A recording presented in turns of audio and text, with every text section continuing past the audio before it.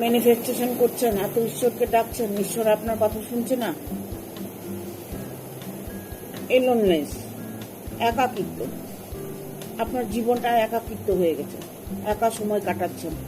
শূন্য থেকে আপনি শুরু করুন, তাহলে দেখবেন আপনার একাকিত্ব কেটে যাবে। কন্ডিশনাল, শর্ত, কারো সঙ্গে শর্ত করেছিলেন, সেই শর্তে হয়তো হেরে গেছেন, তাই আপনি এখন এই মুহূর্তে চিন্তা করছেন।